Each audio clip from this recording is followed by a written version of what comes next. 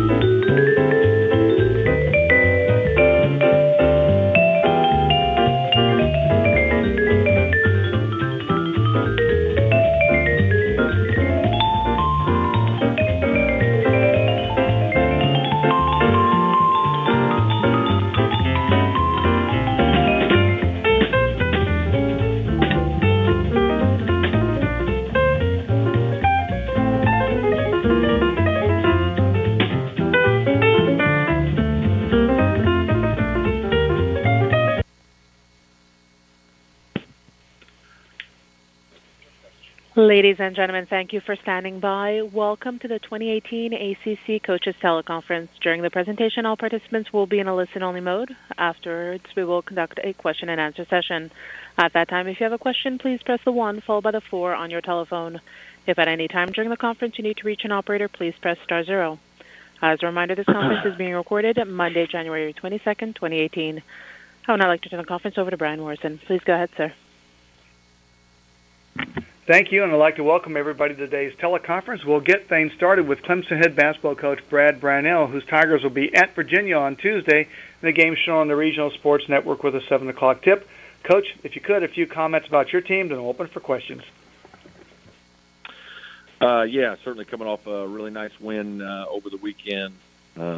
Played very well against Notre Dame, but obviously the bigger news for us is the loss of senior forward Dante Grantham towards ACL, and feel awful for him.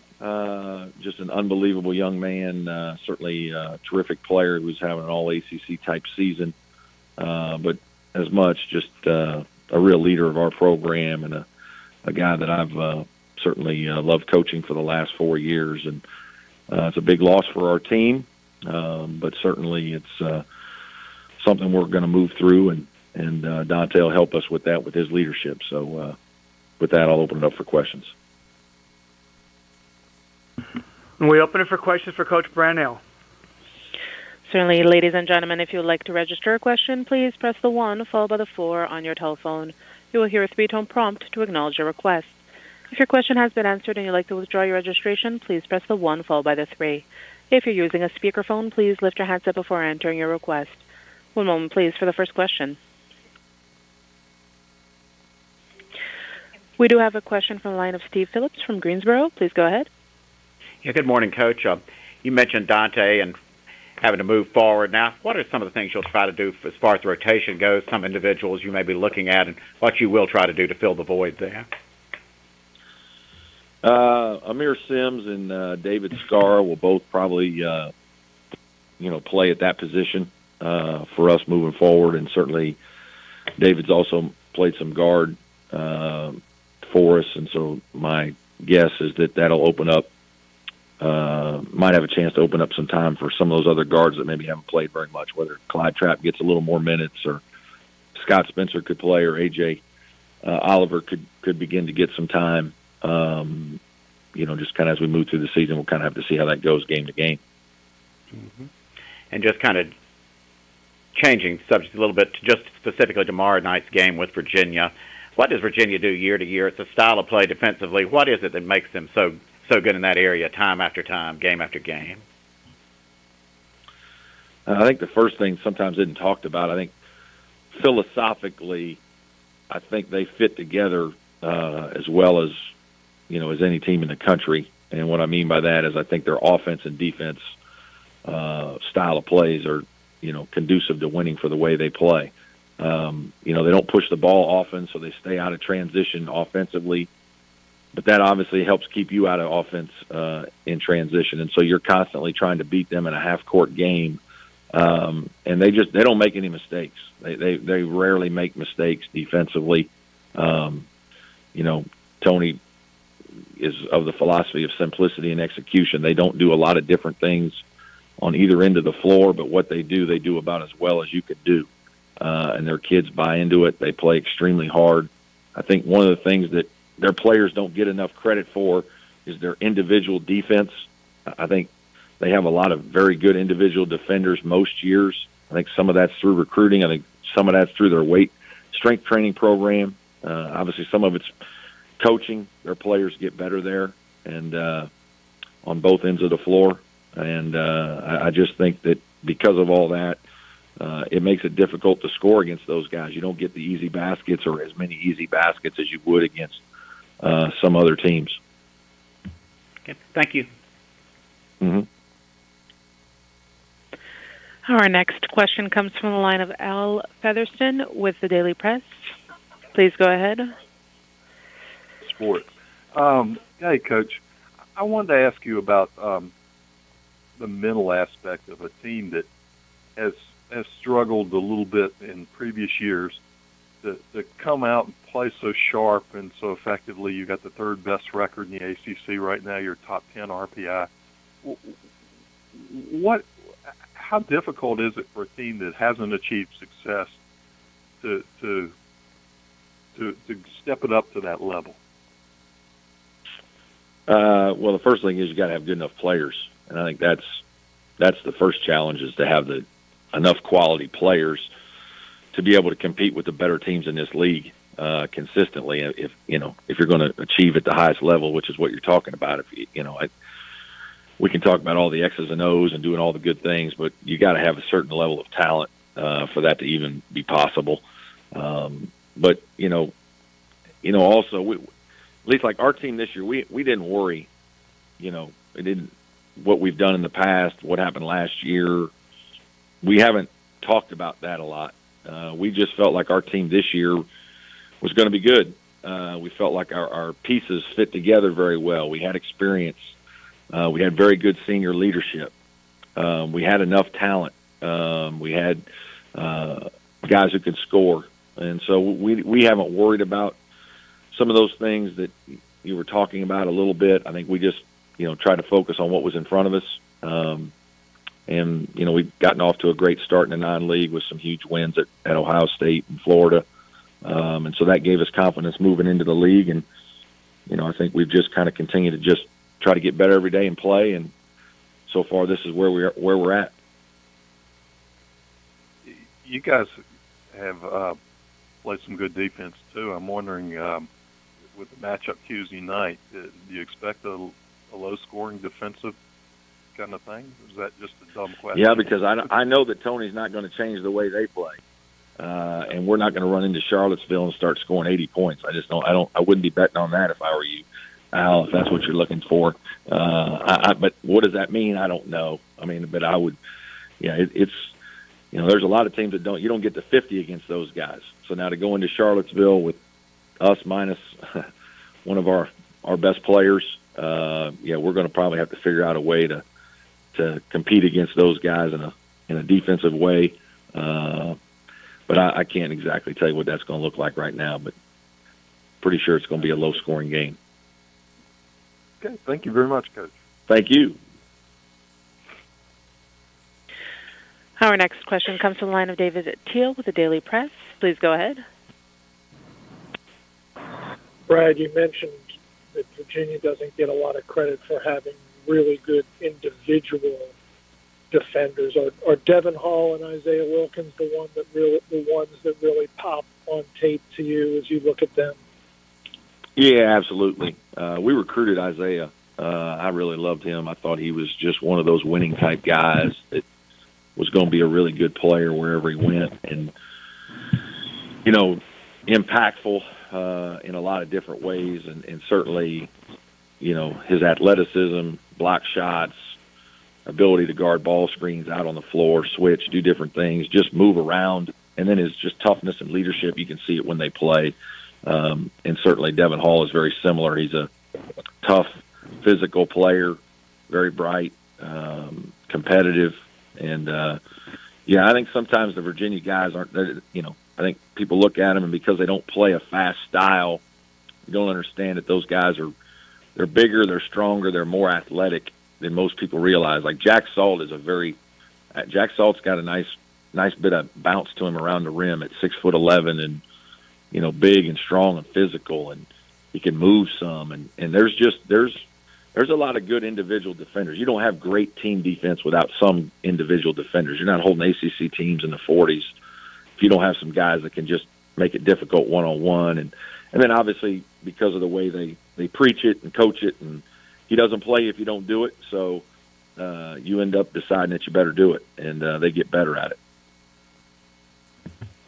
Okay, Coach, thanks for being with us today, and we'll hear from you again next week. Okay, thank you. Thank you, Brad. We have with us now Georgia Tech head basketball coach Josh Pastner, whose Yellow Jackets will be at Florida State on Wednesday in the game shown on the Regional Sports Network with a 7 o'clock tip. Coach? Is it for you, Coach, when you know that there's no margin for error? Zero margin for error. I mean, it's very, very hard to do. There are certain teams in the league that have more margin for error, and we're not one of those teams. So we've got to be near perfect in our standards, and if not, then it makes it very hard for us to win the game. It's just pretty black and white on that. So hopefully in time, maybe we'll have more margin for error down the road in a few years. But right now, we have zero margin for error every time we step on the floor. Okay, Coach, thanks for taking time being with us today, and we'll hear from you again next week. Yep, thank you. Okay, Josh, thank you. We have with us now NC State head basketball coach Kevin Keats, whose Wolfpack will be at Pittsburgh on Wednesday, and the game shown on the Regional Sports Network with a 9 o'clock tip. Coach, if you could, a few comments about your team, then we'll open for questions. Well, we had this week we had two really competitive games at home. Obviously, when you look at the Wake Forest game, I thought both of the games that we played, Wake Forest and Miami, were both possessions games. We found a way to win the Wake Forest game, and obviously it was a great home win for us. And then, yesterday we played a noon game, which was very good game for both teams, especially on the offensive end. I think at the end of the game, give Miami credit. I thought they made a few more plays than us, and they ended up winning the game. We're starting to understand how they want me to play. I think our guys are getting better in every area. When you talk about the biggest jump or the player who's made the most improvement at this point, it's Omier Uric-7. He's becoming a very reliable scorer for us, both inside and out, and I think our guys are starting to have a lot of confidence in him right now. So our team's starting to get better. I think we're starting to come together now that we've got kind of everybody back on the team, and look forward to getting better every day. We open it for questions.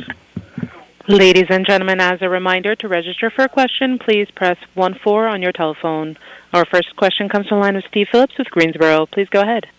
Good morning, Coach. Looking ahead, you came off a game Sunday that you played pretty well. Felt like you could have won and should have won. Looking ahead now, what challenges does the week ahead present for your team? Going on the road twice, making sure Wednesday it's not a trap game of sorts and that kind of thing. Is this a new challenge for your team now? You've been at home for a little while, and now going back on the road.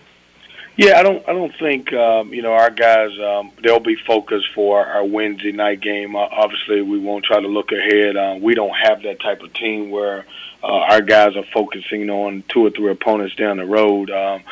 We understand that coming off the 2 home games where we played we thought really good in both games. Just unfortunately, we came up short yesterday against Miami. But we've got to, obviously take the day in tomorrow and kind of lock in and obviously clean up some things, especially on the defensive end, and then obviously get ready to play against Pitt. Okay. Thank you. Thank you. Our next question comes to the line of Steve Wiseman with Raleigh News and Observer. Please go ahead. Hey, Kevin. Like many teams, you guys are much better at home than you've been on the road, and I just was curious to see what you've thought about the 3 road games you guys have played. They've played against good teams, but it's been dramatically different play. Have you seen a path there? Anything that you need to work on to try to play better? Because you have 5 of the next 7 games on the road. Yeah, Steve, when you look at those 3 games, I think we played against 3 really good teams on their home venue, and if you go back and look at them, all 3 teams have had in the last years have had a unbelievable home record. The Clemson game, we came out and played extremely well and didn't finish the half. We led for a good portion of the first half, and then I thought, going into the halftime, they had a 9-point lead. When you look at Notre Dame, I thought they were lights out. I mean, they shot the heck out of the ball and played extremely well. And then Virginia, it's tough. That's a tough environment to play in. I didn't know this until after the game, but obviously in 6 years they're 44-4 at home, and obviously they really can defend you. So, we're going to move forward. We're prepping starting today to get ready for Pittsburgh and understand what our challenges are. But we're coming off of, what I feel like are 2 really good games for us, and I just want to try to build on that and get these guys ready for that game. And you mentioned wanting to clean up the defense, a little bit after the last 2 games. Is there something you think could be a relatively quick fix there? Is there something you noticed on film? Yeah, I think, Steve, our biggest thing is that we've had with different combinations because they haven't played together as much. We're having a few breakdowns. I still like the where we are when you even go back to our conference games and being able to turn some guys over starting at Clemson. So that part of it I'm okay with. I think we have to be better and more disciplined as far as our communication and not having so many defensive lapses because a lack of communication. But I'm happy where we are. The system is working the way I want it. We're able to pick up guys full court. We're able to force some tough shots and some quick shots and even getting some turnovers. But we're having too many miscommunication problems. Thanks. Thank you. Our next question comes to the line of David Teal with the Daily Press. Please go ahead. Kevin, you mentioned the inside component of your 7's game. As a coach, when you see another team start to defend him, are you happiest when they're trying to check him maybe with a 4 who can challenge him on the perimeter, or with a bigger guy who's more prepared to guard him in the post? Well, I think, David, he's done a great job of adjusting either way. We understand that, obviously, because he's playing very good basketball, that he's going to get a lot of different looks. Even at times he may get some guys that will double team him. But I think he's comfortable either way because he's playing where he's, picking and popping and making shots. But he's also been very efficient around the basket, scoring over either shoulders. So he and his teammates have done a great job adjusting to whichever way people decide to guard him. And then the one game where he didn't have the production he might have wanted was Virginia. What was Wilkins specifically able to do against him? Well, I think, David, you were at that game, and I think you were at most of the Virginia games. It's tough for a post guy to really score. In Virginia's, the way they play on the defensive end, they trap you. They do a good job of gap you. They dig out of it. That was one of those games where I'll give more credit to Virginia's defense than I will, that Amir didn't play well. Our next question comes to the line of C.L. Brown with the Fieldhouse. Please go ahead. Hey, Kevin. I was wondering what the adjustment has been like for Markell Johnson coming back to the lineup, because it almost seems like when he came back, he joined a different team. Yeah, he's had to adjust, and I think the biggest thing for him, CL, as you've seen my teams in many years, is we kind of pride ourselves on being in good shape. And I think the biggest thing for him is to learning how to play, fast on both ends of the floor. And you're right, it was a different team. The team, obviously in a short amount of games took on a little different identity. But he's, a very important piece to us because, he's our most efficient passer. He could be our really one of the better on-the-ball defenders that we have. And so I think the adjustment more so is just, getting him out there, being able to play a little bit longer in stretches without, making mistakes. I felt like yesterday when you look at his numbers, he had 14 assists, but he also had 6 turnovers. And some of those turnovers came because obviously not being in the shape that he needs to be in. Thanks, yeah. Thanks, CL. Our next question comes from the line of Al Featherston with Access Sports. Please go ahead. Good morning, Coach. I wanted to, you mentioned Omar Yurtseven and how well he's playing right now. Can you talk about his development in the sense that he came in with a huge reputation from international plays, had the 90-something point game, something, and yet he kind of struggled last year and early this year, and I just wonder what's happened to make him break out and live up to the high expectations. Well, let's give him a lot of credit. Also, I think my assistant coaches have done a tremendous job with him. He's one of our hardest workers. He loves the gym. When he's not in class, he's been more focused than anybody that we have on our team. He's always in the gym getting up shots, and he's completely bought into our system. He understands now where he can get shots from, scoring the ball inside and out. And he's become a very reliable player for us. One of the biggest things with him, he's such a nice young man, is that, he's playing with tremendous confidence. He knows that he has tremendous offensive freedom in our system. And we kind of move him around and play him in a lot of different positions where, he put him in a lot of positions where he can score from the outside and inside. And he's kind of, he's taken on that challenge, and he's been a good player. What's lost in it is a lot of times he doesn't get a credit for some of the things he do on the defensive end, and he's also become a very reliable shot blocker for us also. So I think, the biggest adjustment for him is he feels comfortable with us as a staff. I think he's understanding and feels very comfortable with also the system that we have. Okay, Coach, thanks for taking time being with us today, and we'll hear from you again next week. Thank you. Thank you, Kevin. And we have with us now Pittsburgh head basketball coach Kevin Stallings, whose Panthers will host NC State on Wednesday, and the game shown on the Regional Sports Network with a 9 o'clock tip. Coach, if you could, a few comments about your team, then open for questions. Okay. Well, we're fighting a good fight, and don't have much to show for it yet, but I think we're making strides. We're getting better in some areas. We've got some guys that have definitely gotten better and played very well and very hard for us, and so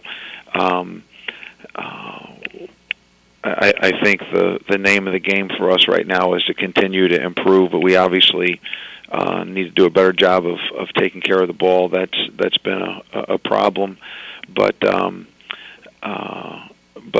in any event, our guys continue to be very coachable and very engaged, and so as long as they continue to do that, we'll keep getting better.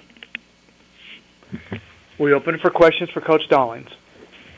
Ladies and gentlemen, if you wish to register for a question, please press 1-4 on your telephone. Our first question comes to the line of Steve Phillips with Greensboro. Please go ahead. Hey, good morning, Coach. When you look at NC State, obviously some of the personnel you're very familiar with, but a lot has changed there, too. What challenges does that present as you look at how to attack them on Wednesday? Well, I think that they have good players all around the court, first of all. I think that they can score at all 5 positions. They're big inside. Obviously, their big kid is playing great right now, and so they've got perimeter shooting. They have quickness. They have physicality. They just they have a lot of really good qualities that good teams have, and so they play hard. Just a lot of things that you want in your team, and so I think as they have continued to learn each other and learn what their coaching staff wants, then obviously that's enabled them to play better, but again, it's not one thing that they do. It's really kind of all things. It's offense, it's defense, it's rebounding. They run good stuff for their personnel, and so they're a challenge to defend, and like I said, they play hard defensively, and they're big and physical and athletic inside, and they can really rebound the ball. And changing gears just a little bit and looking at your team, just watching from afar, Parker Stewart seemed to be a good shooter from day one, but the last few games really seems to be confident now shooting the ball. Do you see that too in him? Yeah, he got off to a very slow start of the season. At the very beginning of the season, and I want to say he started out the year like 2 for 17 or 2 for 19 or something like that, and since then he's done nothing but get better in terms of shooting the basketball, and he's also improved greatly for us on the defensive end, and continues to be a guy that gives us great effort on both ends. So I've been real happy and pleased with Parker's progress. Thank you. Our next question comes from the line of Bill Haas with Greensboro. Please go ahead.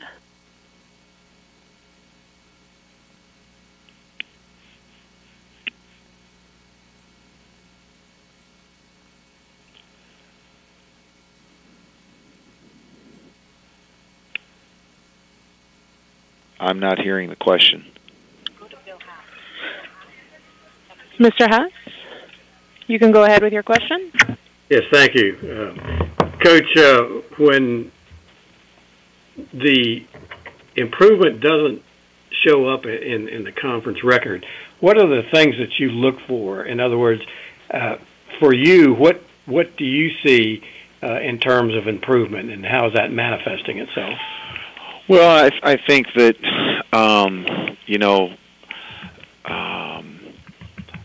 ball care. I think that we had, for instance, 11 turnovers in the first half at Duke, and then I think we had 4 in the second half, and so that was I was able to talk about the fact that we played a little better in the second half because we took much better care of the ball, and so it can be individual play, it can be team play, it can be execution of offense during particular stretches, or execution of defense. I think that my job primarily is to continue to accentuate the positive with these guys, and because they are by and large putting forth very good effort, so we obviously talk about the mistakes too, but we have to find the positives to work off of as well. How much have you tinkered with the lineup, looking for the right combination, and do you think you're where you would like to be with your lineup and just your rotation in general right now? The same 8 or 9 guys have played the majority of the minutes for the most part, regardless of who we've started. We kind of have a feel for who's going to be in the rotation. The lineup has changed quite a bit, and not so much because I'm searching for something that works, but more because I want to reward guys that play well and play hard, and do the things that we ask, and so that's been more of a reason to change the lineup than thinking that there's some magic in a particular group or unit that starts the game. So again, the same 8 or 9 guys play the majority of the minutes in almost all of our games. So we pretty much know who's going to play. Whether they start or not kind of depends on what they do in games and practice. Thank you. As a reminder, to register a question, please press 1-4 on your telephone. Our next question comes from the line of Al Featherston with Access Sports. Please go ahead. Hey, Coach. Good morning. Forgive me if this has been asked, but my phone's been cutting in and out. I wanted to ask you about when you're looking for improvement in a young group like this, how much importance do you give to stretches? Like, all teams have runs, but when your team can put together a 9-0 run like you had at Duke, and you had some nice stretches against Syracuse where you hung in that game a long time, how important is that to the progress of the team and keeping the morale of the team up? Well, I think that when the losses start accumulating, I think that's the number one job the number one job is to teach them and help them grow and get better. But probably 1A is making sure, to the extent that I can, that the morale stays up. And so, we constantly are searching for the positives to accentuate and to emphasize.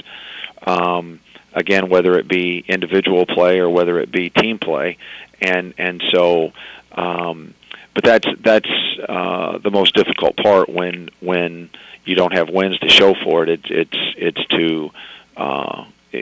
to make sure that, to the extent that you can, you try to keep guys feeling good about themselves and feeling good about what's going on. What's the one thing that has to happen to take those stretches and make them into longer, from a 5-minute run to a 10 to a 15-minute run? I think that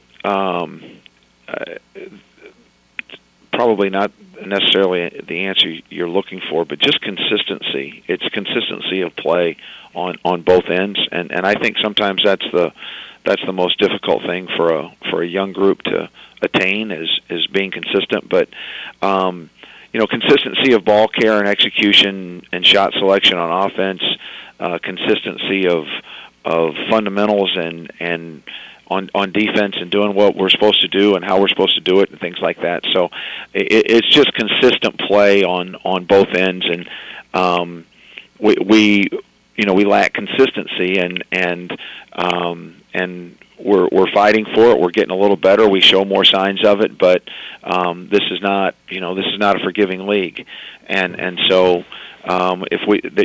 there are games where we have a bad 3 or 4 minute stretch, and it can be the difference in the game for us, and so we don't have a great margin for error, and so it's even more important that we try to keep our good play at a maximum and our play that struggles to a minimum. Okay, Coach, thanks for taking time being with us today, and we'll hear from you again next week. Okay, thank you. Thank you, Kevin. We have with us now Virginia head basketball coach Tony Bennett, whose Cavaliers will host Clemson on Tuesday. The game shown on the Regional Sports Network at 7 o'clock, and we'll go right to questions for Coach Bennett. As a reminder, ladies and gentlemen, to register a question, please press 1-4 on your telephone.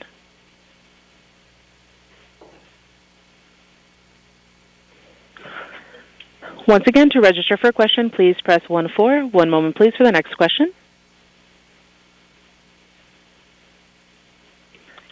Our first question comes from the line of Sam Bloom with the Daily Progress. Please go ahead.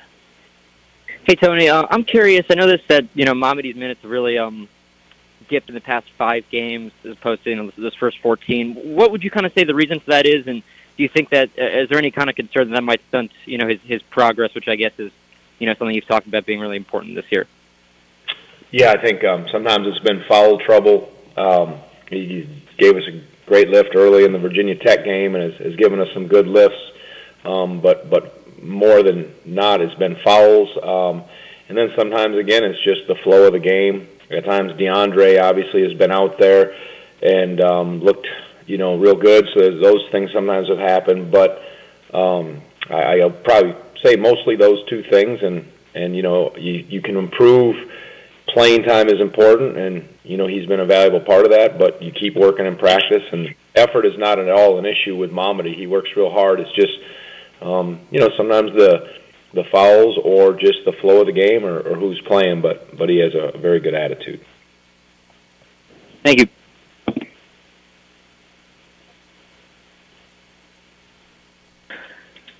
Our next question comes from the line of Jerry Radcliffe with the Charlottesville Daily Progress. Please go ahead. Hi, Tony.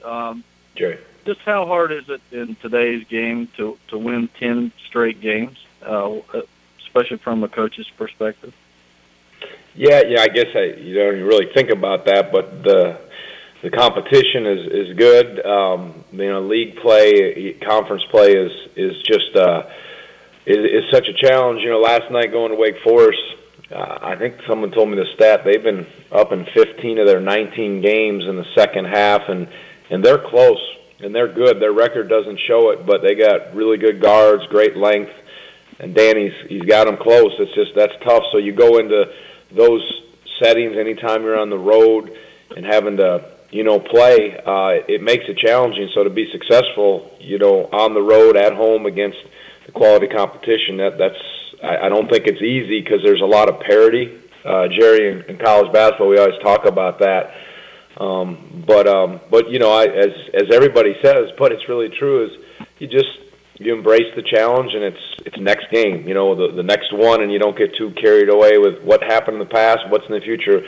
Can we win this battle in front of us? And I think that's the healthiest way to always approach it. But I think because of the league and the parity, it's a great thing for us right now.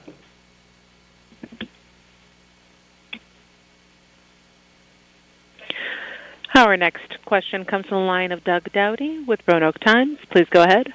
Tony, what went into your decision to scrimmage Villanova in the preseason, and what did you take away from that experience?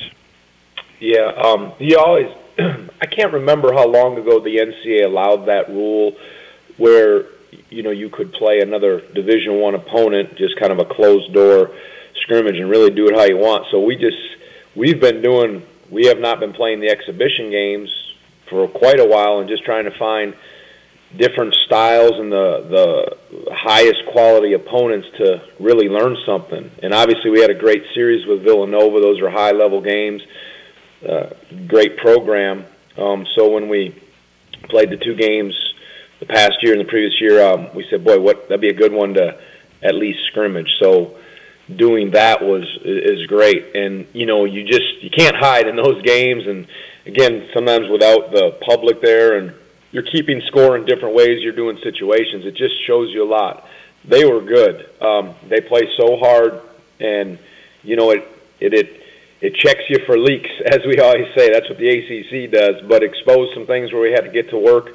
But also it showed our guys, okay, if we play the way we're capable of, we can compete and not get our, doors blown off, so to speak. So those were the things that showed up, and it was just a real healthy, hard-nosed scrimmage against a high-level team that our guys knew because they jumped us early. I remember that, and just it shows you things you need to that early. And I think it's been a good rule I think most of the coaches would agree with that. Would you have thought at the time that you'd be ranked 1 and 2 in the country 2 months later? No, not at all. But we knew going in, they had some experience. We were less probably proven, so we knew it'd be a good gauge. Just you don't make too much into. It wasn't like we didn't. You wipe the score after certain things, but I think it was just good to say, okay, hey, we can do some things. Some guys showed some different stuff, and you can play some of your younger guys. You're not worried about time and score as much. It's a balanced thing. But no, I wouldn't have guessed that. I knew they were going to be good. We were uncertain where we were in terms of how we'd be. So our next question comes from the line of David Teal with the Daily Press. Please go ahead. Morning, Tony. Morning. Devin's shooting percentages are up markedly this season from previous years, especially at the foul line, obviously. With him, was it just a matter of being in the gym and getting up shots and maturing, or was there a form correction involved?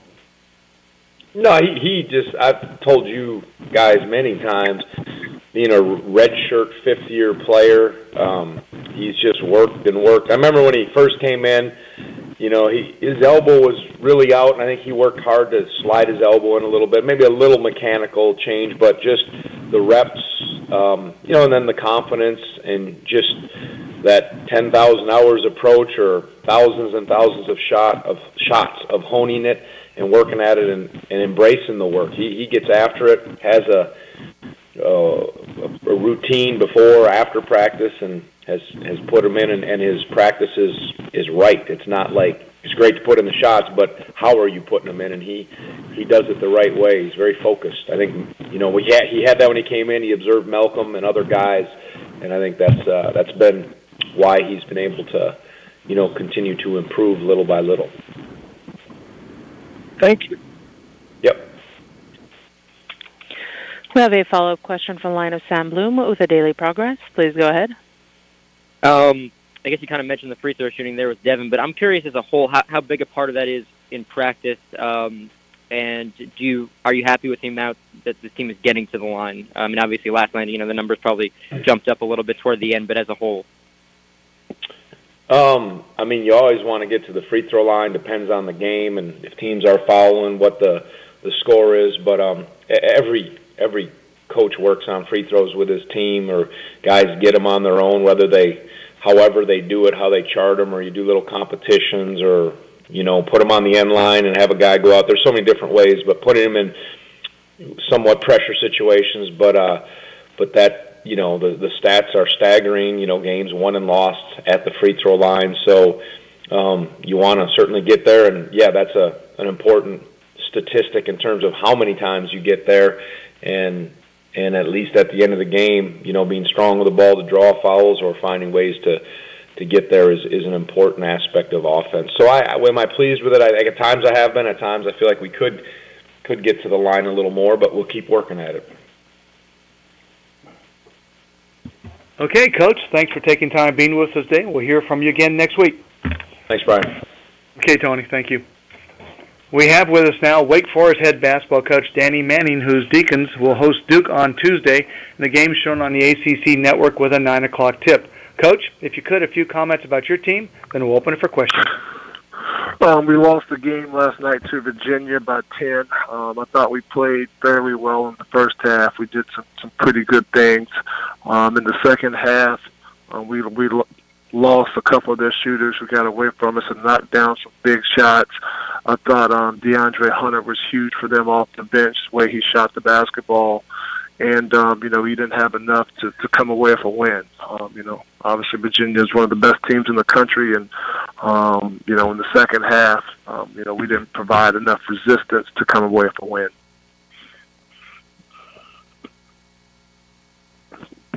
And we open it for questions for Coach Manning. As a reminder, ladies and gentlemen, to register for a question, please press the 1 followed by the 4 on your telephone. Our first question comes from the line of Bill House with Greensboro. Please go ahead. Good morning, Danny.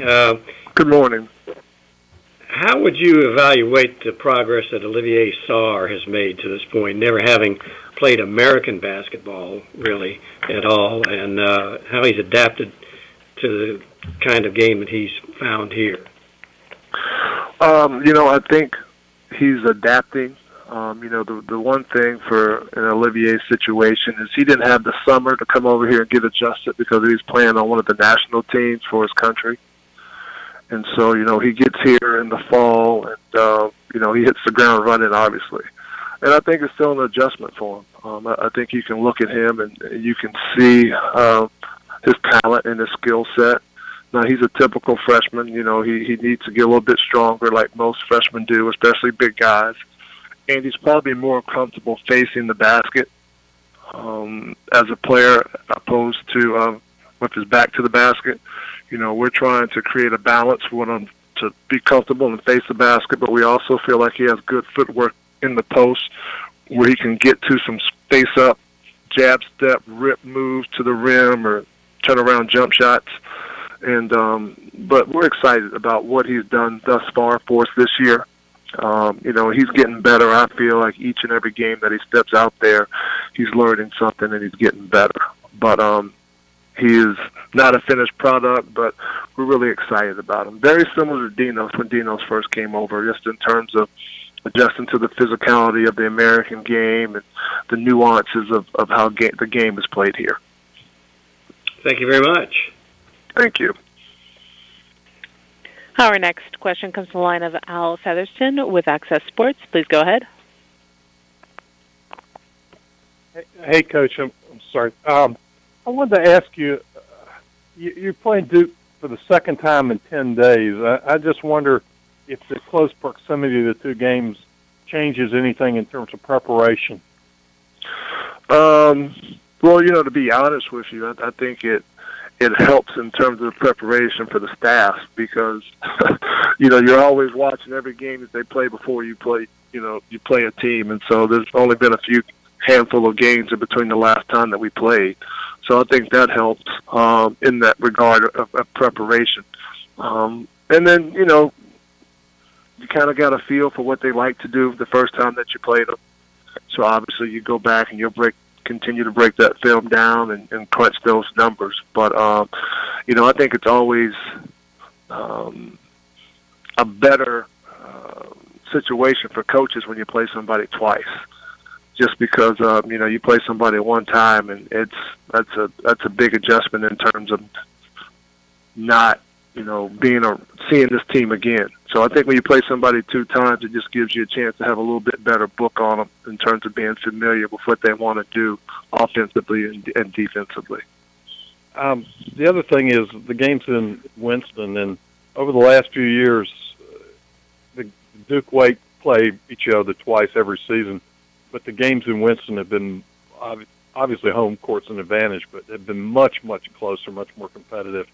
I just wonder if you expect or are hoping to see that again. Oh, well, absolutely. We're looking for a win. We don't want a close game. We want to win.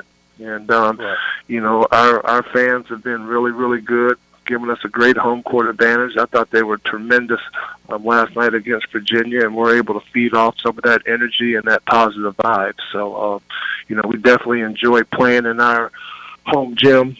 Last year, when I think you go back and you look at the attendance for teams, we were in the top 5 in our league. So, our fans are doing a wonderful job of coming out and supporting us, and that's much appreciated. And, we definitely need that extra boost. Thank you, Coach. Thank you. Our next question comes from the line of David Teal with the Daily Press. Please go ahead. Danny, you mentioned the preparation for Duke and haven't seen them twice here in a couple of weeks. They lead the country in scoring. What is the most challenging aspect of trying to defend them? Is it the inside-outside component of the way they're able to play? The threats from all over the court. That's one thing with this team. I mean, Coach K's teams have always been talented and good, but I think Bagley and Carter give them a different dimension than what they've had in the past. When you have two true big guys that are comfortable down low, but can also step out on the perimeter and make shots. And then, Grayson is shooting the ball at a high clip. Trent is shooting the ball at a high clip. He shot it at a high clip against us in the first game. And Duval is a one-man fast break. So, they're starting 5. Those guys put tremendous pressure on you because they can score from all 5 spots. How impressive is that Carter-Bagley inside-outside combination, just given their youth? They're playing tremendous. I think when you see any freshman that's leading his league and scoring or rebounding or right there at the top, he's doing something pretty special. And Bagley's having a tremendous year, and so is Carter. Carter doesn't receive as much attention as Bagley, but his presence is immense when he's out there because he can score the basketball inside, and then he can also step outside and knock down a three-point shot. So, he's a very talented player as well. Trent is a very good player. He's shooting the ball very, very well. Duval is another talented guard who, can make things happen. One of the best assist men in our league. And then you have Grayson, who's the elder statesman of this team, and he does whatever it takes for his team to be successful. So, what they put out there on the court with their starting five is very, very good. Thank you. Thank you. We have a follow-up question from the line of Bill Haas from Greensboro. Please go ahead. Yeah, Danny, just wanted to check, since Keyshawn Woods tweaked his knee a few games ago, where's his game since then? He's obviously had a tough one last night, but how much does that knee injury seem to be hampering him? Well, I've gone through my share of knee injuries, having 3 ACLs during my playing career in the NBA. So, whenever you have any type of injury like that, it takes a little bit away from you. There's no questions about that. And there's some things that you just have to work through and understand that's just kind of where you're at right now. And, Keith, he's continuing to work and put his work in, and he's going to work hard. I understand that. But a lot of it, sometimes it might take you a little bit longer to get loose.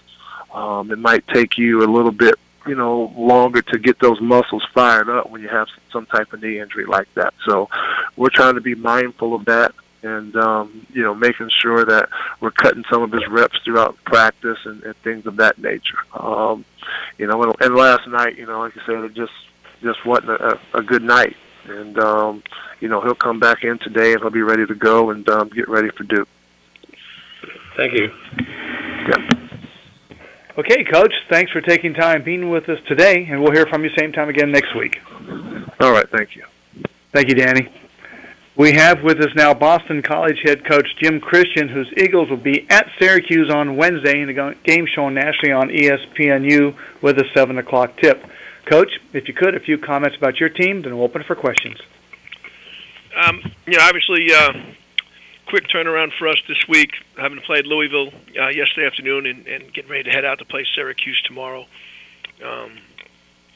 Disappointed in some of the things that we did yesterday, although we did a lot of good things. Just got to keep finding ways to keep improving, especially on the road.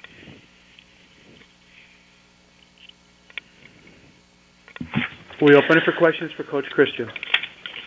As a reminder, ladies and gentlemen, to register a question, please press the 1 followed by the 4 on your telephone. Our first question comes from the line of Steve Phillips with Greensboro. Please go ahead. Yeah, good morning, Coach. Good morning. Obviously, good morning. You don't play for moral victories, obviously, but can you take anything away from that last 3.5 minutes yesterday? How much did that maybe help the team, and what lessons will you try to take from that? Yeah, again, I think the only lesson is what we're capable of, and these are 40-minute games. I mean, you've got to play well for 40 minutes. I didn't think we didn't shoot the ball very well, confidently. And Louisville has got a lot to do with it. They're a great defensive team. But, no, there's no moral victories out here. You have opportunities to win games on the road, and you have to try to take advantage of it, and that would be the next step for us. I think we've done a great job of finding ways to win at home, and now we've got to try to find ways to win on the road and not turn the ball over. We had 16 turnovers yesterday, and they weren't pressing. So, that's something we've got to correct. Just reading about the game a little more, I saw that Jerome was a little under the weather. Is that anything you think will be over and done with by Wednesday night? It's not anything long term, is it? No, he was vomiting on the bench 2 minutes into the game. I don't know, maybe something's going around or something. He feels better today. He was a warrior yesterday. He almost passed out, and he kept playing. And I take my hat off to him. He showed a lot of guts yesterday. And I thought it was one of the better games he's played since he's been here. All things counted for. Okay, thank you. Okay. Our next question comes from the line of Chris Carlton with Syracuse Post-Standard. Please go ahead. Jim Boeheim's told us a lot over the years that the best players in the league play 36 minutes a night, and he doesn't see a real difference between 36 and 40. I guess I'd be curious if that matches kind of your belief, because you guys are in the same shape this year, and if you're doing anything differently in practice to save the legs of your three guards. Yeah, I mean, again, I think I agree with him. I think the best players play. I mean, and I think their bodies get used to it. They understand, they understand the game. They understand the minutes they're playing. We obviously shorten our practices. We would do that anyway at this point in the year. But, we also have guys who've been through it. So, a lot of it's just review, how we guard certain things or different situations and what we do so they're comfortable with it. So I think we try to do that. But I agree with him. I think the best guys, they get it. They understand how to do it. I mean, I've watched my first year here, Louisville's guards were playing 39 minutes and pressing the whole game. It is what it is. These are young kids who are great athletes, and I think as long as they have the right mental toughness, which our three definitely do, I don't see it as a factor. I mean, with that being said, I wish we had more depth. And have you been surprised or impressed at all with how your front court has kind of played without Hawkins, just given their youth and inexperience? Well, I mean, Nico played a lot of minutes. I mean, I think we forgot he started. I mean, he played a lot of minutes for us last year. But they're developing. I mean, one's a freshman and one's a sophomore, and they're developing. I think they do a lot of things that a lot of times don't show up on the stat sheets that win games. And they are doing some great things that show up on the stat sheet. And I think the confidence with which they're playing, and now they're just trying to find consistency. When you're young in this league up front, consistency is the hardest thing to find because the challenges are so different each and every night. It could be a really physical guy, or yesterday was great length. Obviously Syracuse with great length.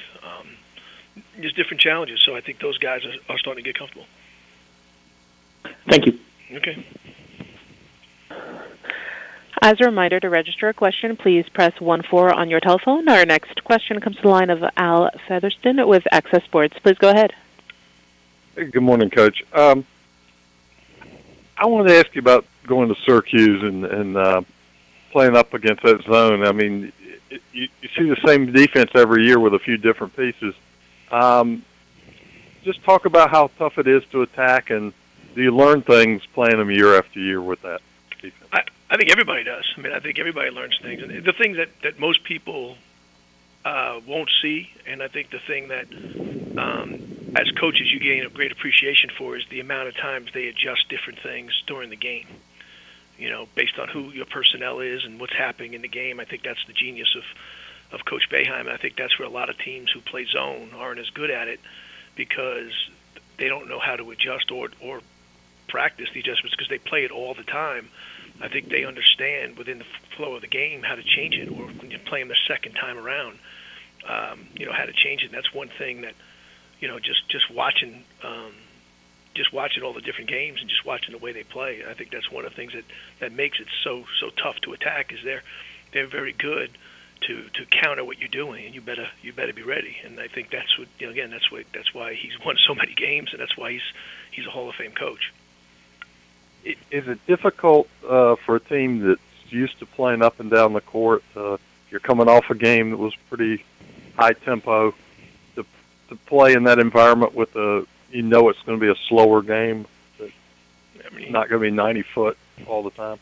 I mean, that's the beauty of the ACC. I think every game is different here. Every game, we came from Florida State where they pressed us for 40 minutes, to play in Louisville that didn't press us, but forced our guards to make plays in the half court against big guys. I mean, every game is different in this league. It's the beauty of it, is that you better be able to adjust and make different things. But there are some things that are always there. You have to take care of the ball.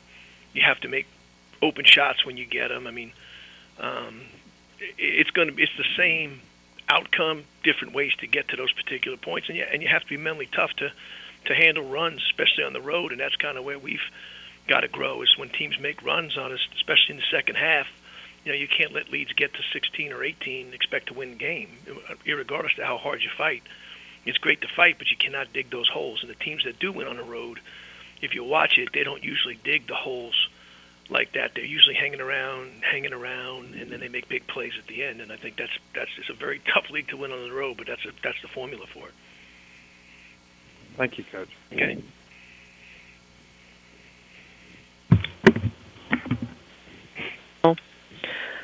Our next question comes from the line of Bill Haas with Greensboro. Please go ahead.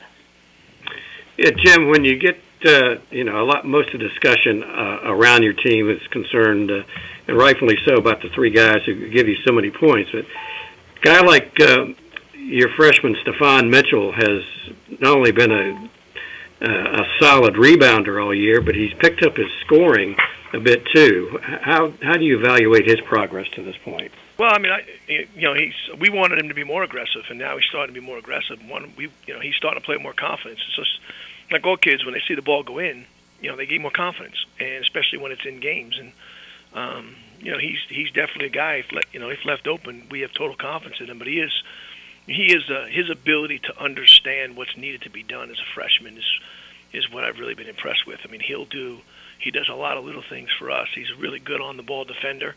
Although he's not a great athlete, but he really can move his feet and he's tough. He's obviously a great rebounder, and his understanding of game plan for a guy that young is really, really, really good for us. He's made us a better defensive team. Thank you. Okay. Our next question comes from the line of John Kekis with the Associated Press. Please go ahead. Hey, Coach. I'm wondering your impressions of Circus freshman O'Shea Brissette. Well, I recruited him, so that'll give you some impression of it. You know what? I recruited him, so I'll give you a little bit. So that'll give you a little bit of our impression of him. You know what? I think he's phenomenal at what he does. I mean, he's unbelievably quick off his feet. He draws. I think he's the leading foul drawer in the ACC, which is a huge statement in itself. Yeah. And he's a difference maker on both ends. I mean, he's a lot to handle. I mean, he's a really. For me, I watched him play when he was younger, and he's developed so much. His confidence is really, really good, and he's become an elite player. So I mean, for him personally, I'm happy because when you first meet these guys when they're young, you watch them. I know how hard he's worked, to get these type of things, accolades, and people mention him. So I'm so happy for him. But he's a great player. Great, thanks, Coach. Appreciate it. Okay.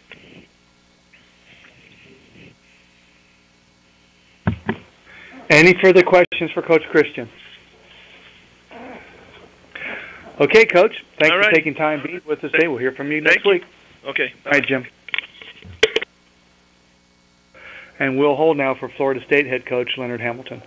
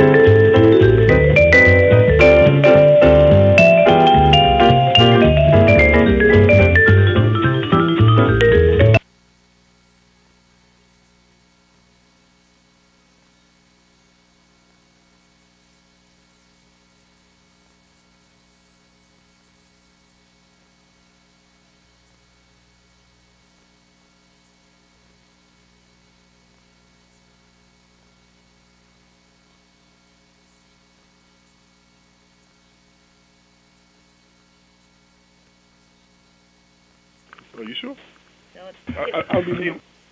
We have with us now Florida State head basketball coach Leonard Hamilton, whose Seminoles will host Georgia Tech this Wednesday in the game shown on the Regional Sports Network at 7 o'clock. Coach, if you could, a few comments about your team, then we'll open it for questions. I thought we were very fortunate to get a victory in Blacksburg on Saturday.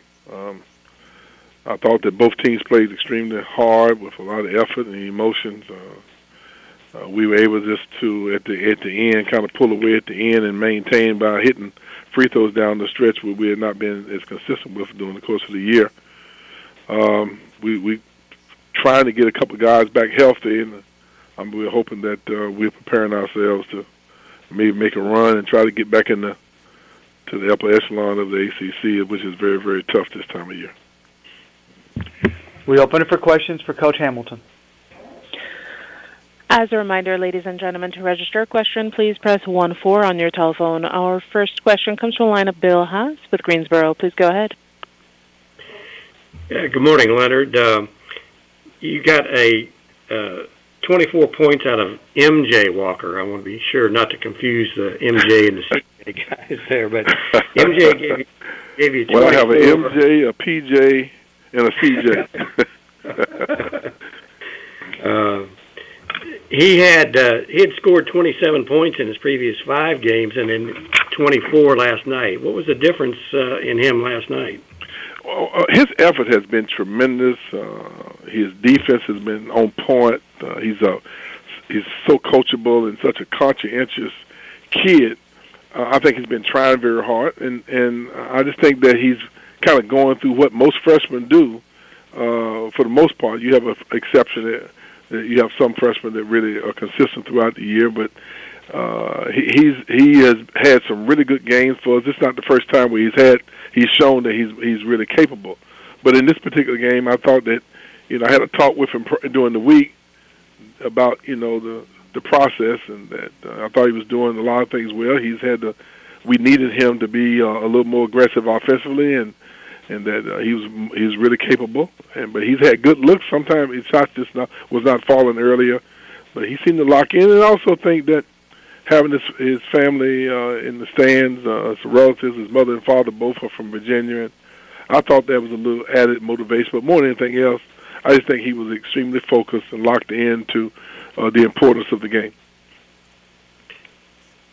Is this the kind of thing that you expect to see him carry over for the rest of the season, or at least more of that? Well, we try not to put unnecessary pressure on our guys, but I think a lot of his ability in this particular game and our other players, the fact that we had Chris Kamaji back in, that gave us a little bit more of an inside attack, which kind of made it a little easier for him when he did go to the basket. We had him on the floor, and people have to give him a little bit more of attention.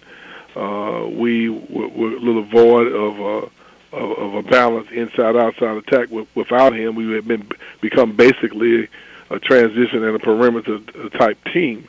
Having him back, I thought opened up some opportunities for some of the other guys. Thank you. Our next question comes from the line of Al Featherston with Access Sports. Please go ahead. Hey, Coach. I want you mentioned you were just talking about Chris Kamaji, and I wanted to ask you a little bit about the matchup between him and Ben Lammers coming up Wednesday night. Was the best defensive center in the league last year. Chris has really come along this year. Can you talk about that matchup and what you foresee? Well, they're different kinds of players. Ben is more of a 4 or 5, and Chris is strictly a 5-man. And Chris right now is probably not quite 100% yet. He in the Syracuse game, I think, was the second game back for him, I believe, and he played 30-some minutes in that game. That's the most he's ever played in a game his entire life, and he'd been out for like 2 months and had only had, let's say, maybe 2 or 3 really legitimate practices. We brought him back for 3 days. It was 60%, 80% to 100%, and then the next day he played against Miami. So he still, is not quite back where we'd like for him to be. Ben he hits the jump shot. He runs the floor very well. He's the league's best defender, and he might have been close to leading us in block shots as well. So right now, we're not trying to concentrate on that type of matchup because I'm not real sure we'll come out on the winning end of that. But Ben is a guy who we have a tremendous amount of respect for, and we're going to have to figure out some way to contain him. I think it's going to be more by committee than it will be with Chris being by himself. Fiondu and hopefully Ike will be able to chip in and let's see whether or not we can contain him somewhat. The other thing is, I know you watch films of teams you're going to play to get ready. How far back do you go with Georgia Tech? Because this is a totally different team now than the one that was struggling so much in November and early December. Well, there's no doubt that they're a good basketball team. I watched the North Carolina game. I watched the Notre Dame game. I watched the Miami game. I watched the Virginia game. And they're playing better and better with each time you watch them play. They have a unique system where they're extremely patient on offense. They push the ball in transition as much as possible, and they kind of took us to the woodshed last year when we played them because their execution was so good.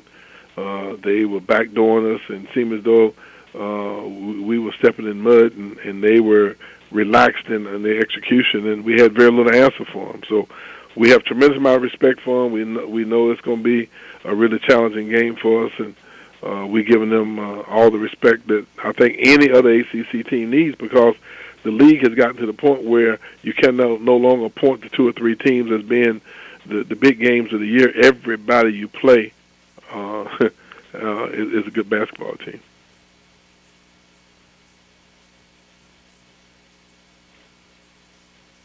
Yes.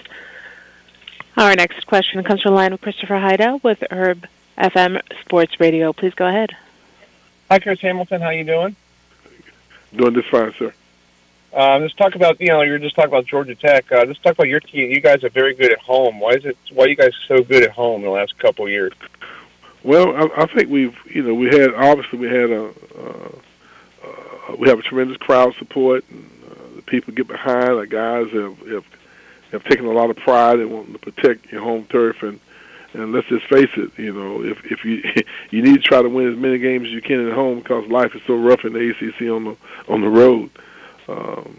But I don't think this is the year that people will be as relaxed at home because the league has gotten so tough that I think every night out, regardless of who you're playing or whether you're home on the road, you got to be fully prepared. You got to be locked in and focused. I don't think it's anything magical. Most teams, for whatever reason, they seem to have a little more comfortability at home. But I'm not taking that for granted because this year, if you're not ready, anything can happen to you. Okay, Coach, thanks for taking time being with us today, and we'll hear from you again next week. Thank you. Thank you, Leonard. We have with us now Louisville head basketball coach David Padgett, whose Cardinals will be at Miami on Wednesday in a game shown nationally on ESPN2. Coach, if you could, a few comments about your team, then we'll open for questions. Well, we're coming off a couple pretty good weeks for us. We seem to be playing pretty well right now. And like I'm sure every other coach who's been on this today will say, the road only gets tougher as we move forward in the season. And playing at Miami, a place where we've,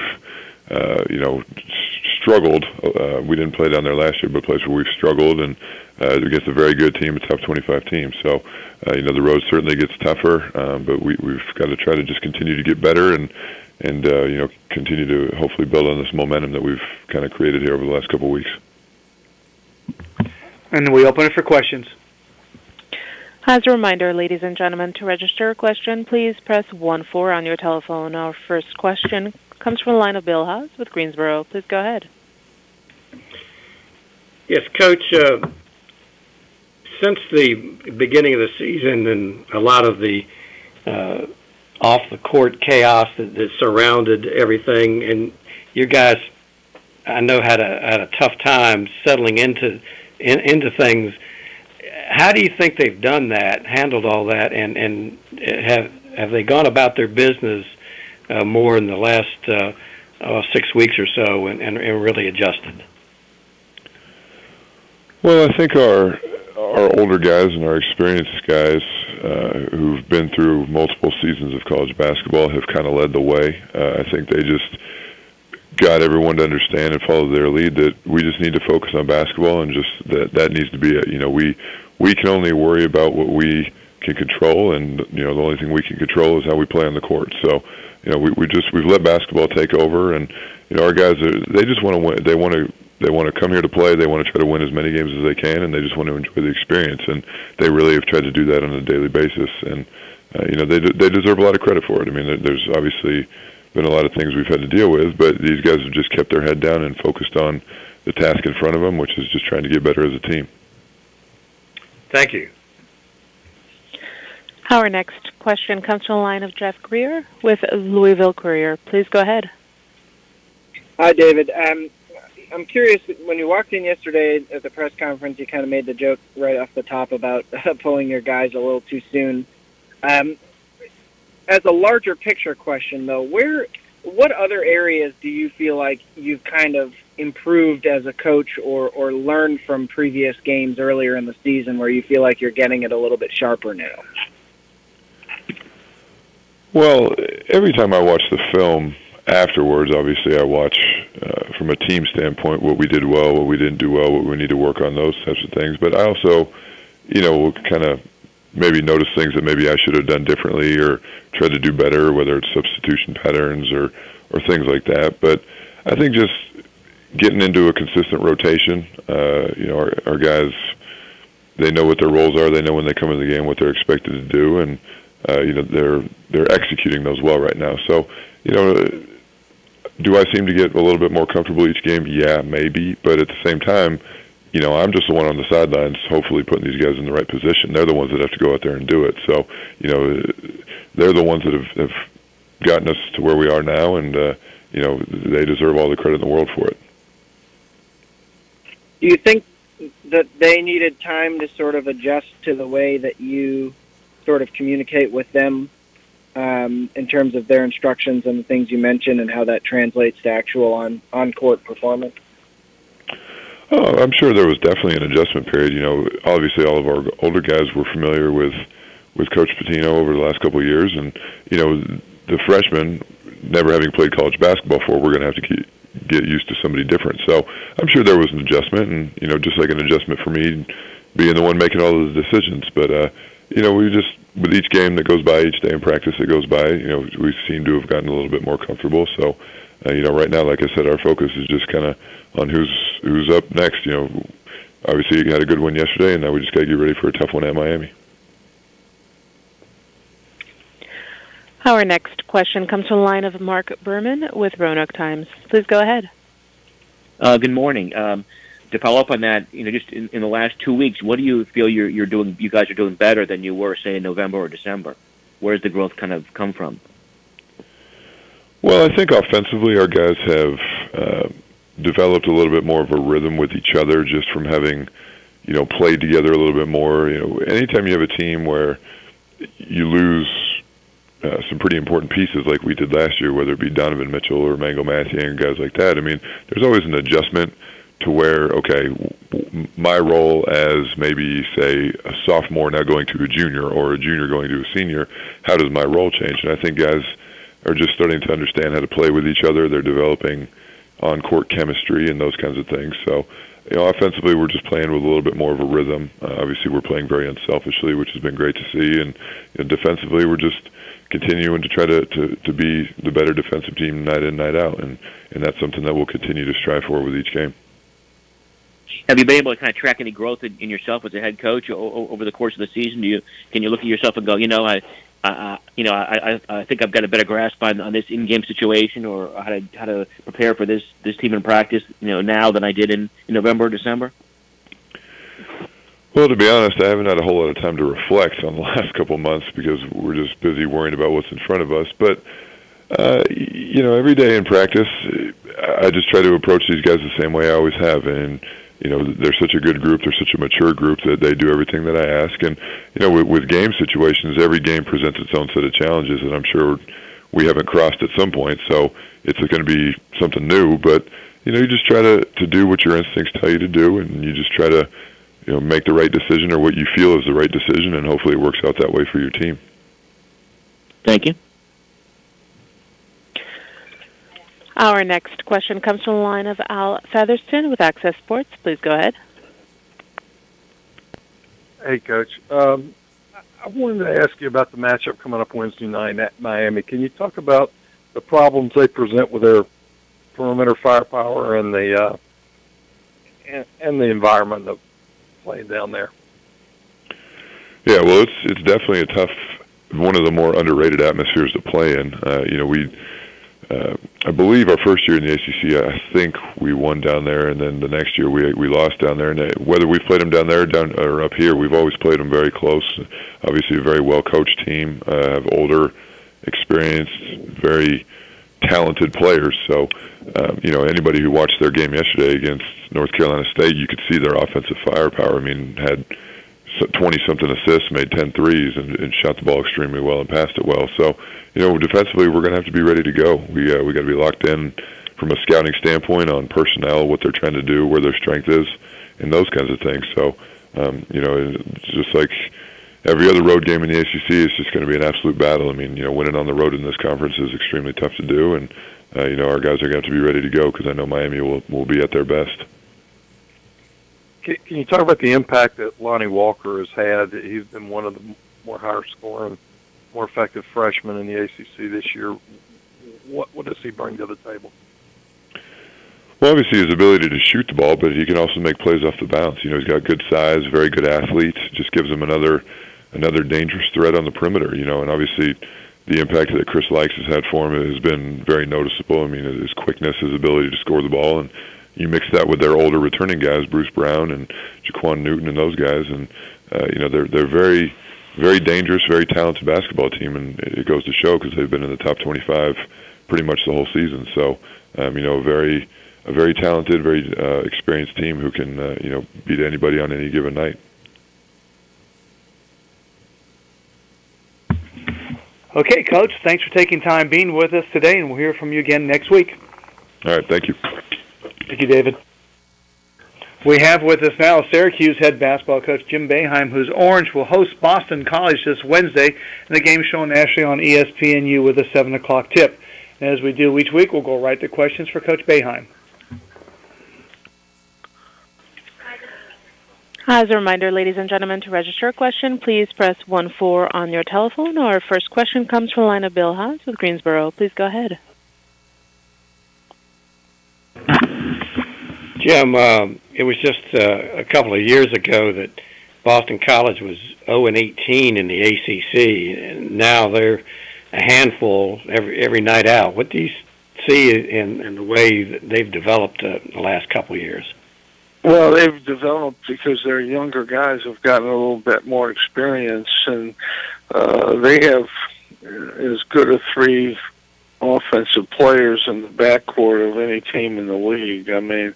With Robinson, Bowman, Chapman, these guys can shoot it. They put it on the floor. They make plays, and they've got that experience now. Again, their defense has improved. They're a really solid defensive team. Their frontline guys have gotten better. They're a very capable offensive and defensive team, just based on what they've done. And I don't think anybody shoots the ball from the three-point line better than this team. They're extremely good from the three-point line. Thank you very much. Yeah. Our next question comes from the line of Adam Zagoria with the New York Times. Please go ahead. Hey, Jim. How you doing today?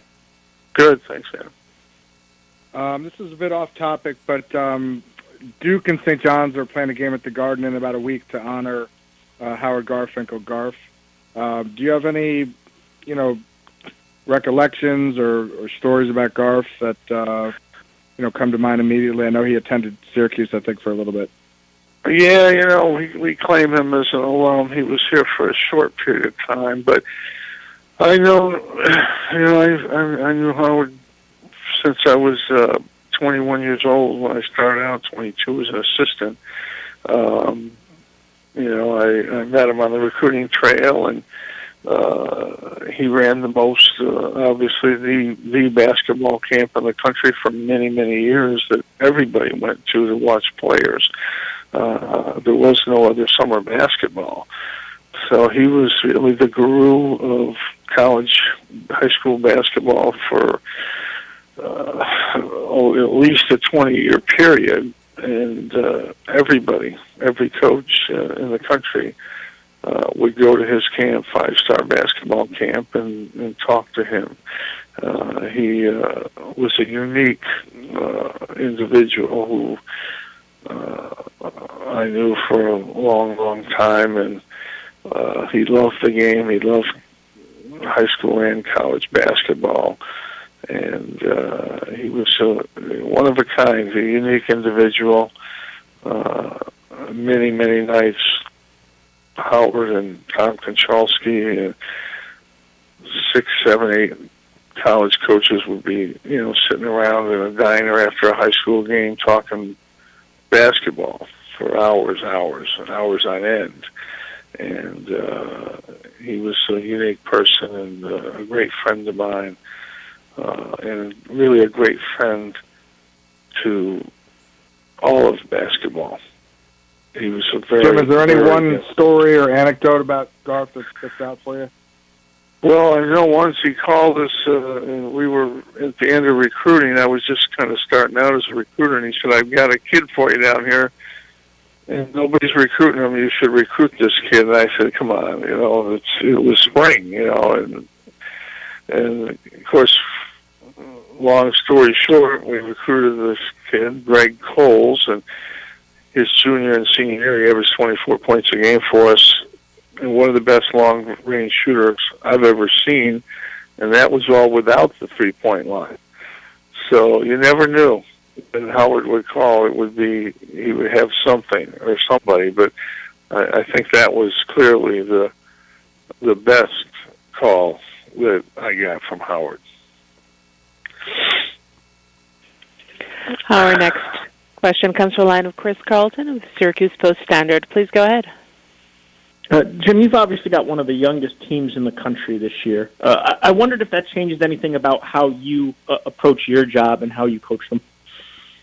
Well, I think we spend as much, more time. Certainly, with any younger team, you spend more time on, fundamental things that a veteran team would probably already know or have a good idea for, a good feel for.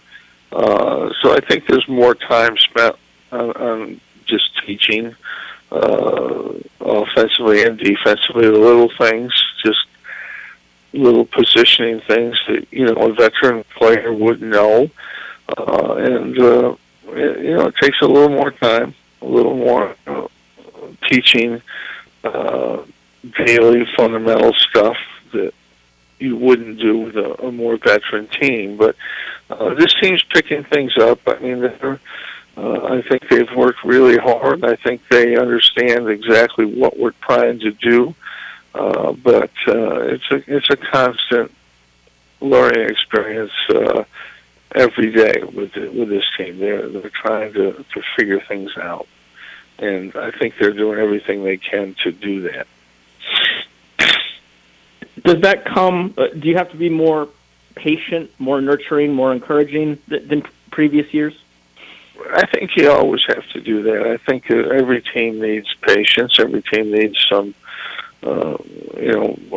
something. This team probably needs more just basic fundamental teachings of what we're trying to do. I think that's to be expected. But every team has got a certain amount of learning experiences to have to go through. I think this team is, I'm sure it's the youngest team we've ever had, the youngest front line, and the youngest team we've ever had. So we're constantly trying to reinforce the fundamental things that we need to do to win. Thank you. Yeah. Our next question comes from the line of Sam Fortier with the Daily Orange. Please go ahead. Hi, Jim. Stepping back from basketball, I wanted to ask you about the recent tax bill overhaul. What are your thoughts on lawmakers targeting colleges, and often that being men's basketball college coaches, to make up for the cuts that they made? You know, I don't really, I don't have much of a feeling on that. I don't understand exactly what what this is all about. Really, it's beyond me. Okay.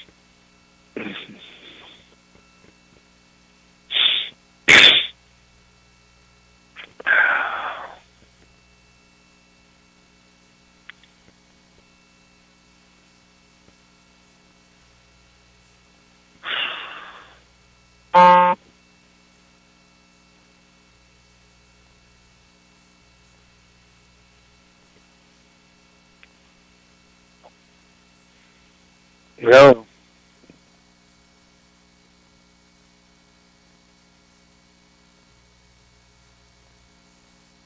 Coach Boeheim, are you still online?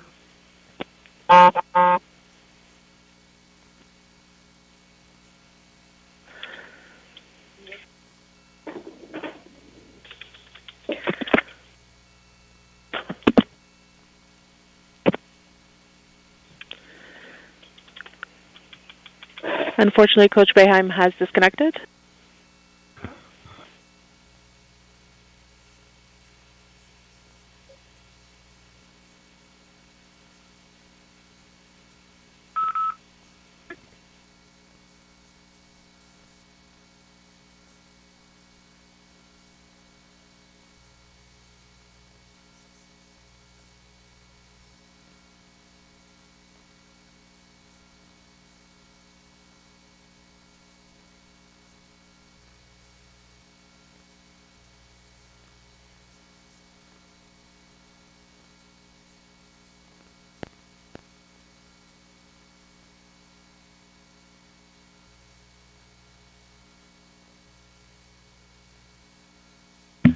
We have with us now Miami head basketball coach Jim Larranaga, whose Hurricanes will host Louisville on Wednesday in the game shown nationally on ESPN2 at 7:30.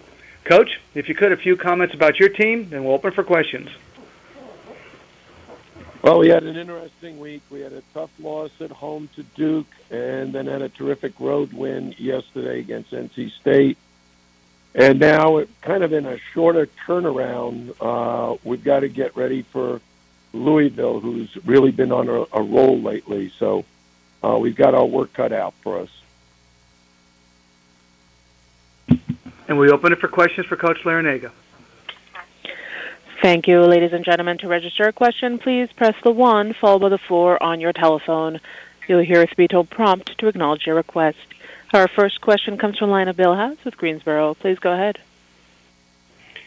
Yeah, Jim, what are the factors that have gone into this role that Louisville is on? Well, I think, first of all, they're the most talented defensive team in terms of protecting the rim. They've got so many shot blockers, and when your defense starts to create your offense, like blocking a shot or getting a defensive rebound and a quick outlet, and their guards are really explosive in the open court. Guys like Quentin Snyder and Deng Adele, they're a handful when they can put the ball on the ground and attack you. So I just think, they're doing a great job of utilizing their talents.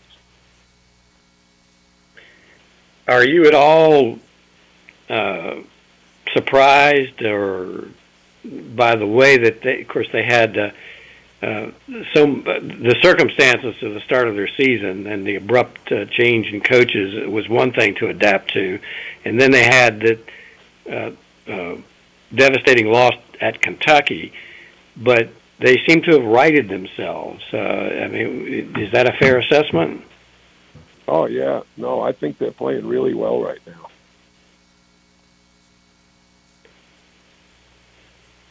Thank you. Our next question comes from the line of Jesse Doherty with the Washington Post. Please go ahead. Hey, Jim. Just wanted to ask about Chris Likes real quick. What were the expectations you had from him coming into this season, and how do they compare to where he is now in his freshman year? Well, when we recruited Chris, I just thought he was a terrific player. I think some people like to point out his height. I never even considered that a factor. I looked at, and my staff and I looked at, what are his strengths and does he fit what we're looking for? Well, he's a point guard with tremendous speed and quickness. He can shoot the three. He can penetrate and find the open man. He can penetrate and make layups. And what we wanted him to do, which he's done such a great job of, is be a pest defensively and guard the other team's ball handler. And we've now had games where the opponent won't bring it up against him. They give it to some other guard, not the guy he's guarding. So I think Chris is exactly what we hoped he would be, and I think he's going to get better and better with more experience. And then just a second one there. What happens for your team? And even just watching on TV, it sounds like the building you guys play in when he comes on the court, energy-wise. Well, I know this. Our fans absolutely love when he's in the game. And they can't wait for someone to throw him the ball. So he lights up the room, and he creates that electric environment that you want on your home court. So, yeah, our fans love them. Thanks a lot.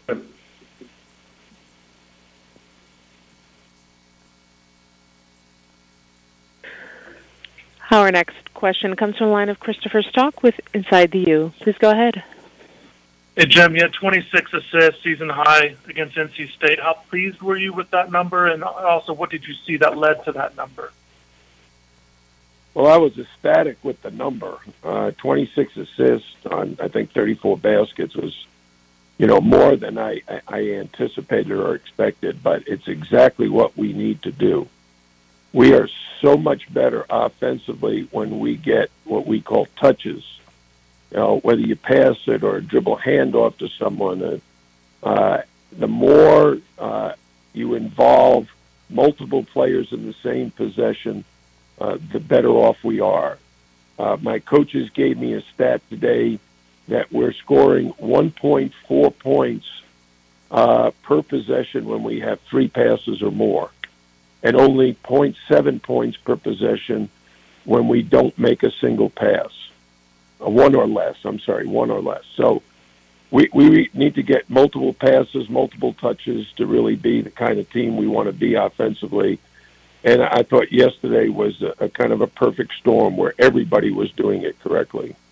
And, of course, you got to make the shot. It's one thing if you have all these nice touches and passes and you find the open man, but if he misses the shot, it's still not an assist, it's not any points. So yesterday we were finding the open man, and he was making the open shot on a regular basis. And then also as a follow-up, you go with Chris Likes in the starting lineup. You've had Lonnie in there and DJ. What are you kind of seeing with that group, kind of trying to find the right mix, or is it based on opponent, or can you just explain the decision going on with that spot there? Well, specifically about yesterday was on Saturday, Lonnie Walker showed up for practice, and his back had locked. He had muscle spasms and couldn't touch his knees. And so he didn't practice. He spent all the time in practice in the training room getting treatments. And we didn't know until tip-off time whether or not he'd actually be able to play in the game. And we were thrilled that he was able not only to play, but make a major contribution, playing 30 minutes and scoring 12 points. But our decision was to then insert Chris Likes into the starting lineup because we knew NC State was playing, kind of 94 feet basketball, pressuring people and trying to force turnovers. And we wanted to have another guard in the game to handle the ball.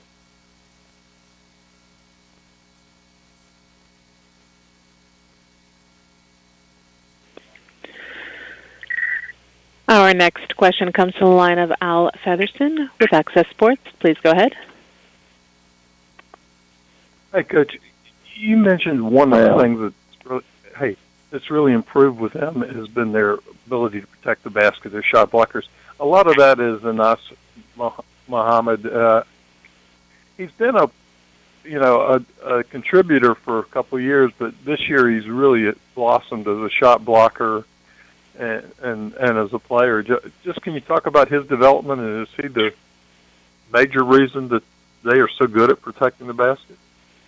Yes, he certainly is. And if you watch the Florida State game at Florida State, a tremendous road win for Louisville, in the last minute, he was the difference in the game because Florida State was really on the attack. They were making really strong moves to the basket, and then he'd erase the shot, and he'd block it and create an opportunity for his teammates to get control of the ball.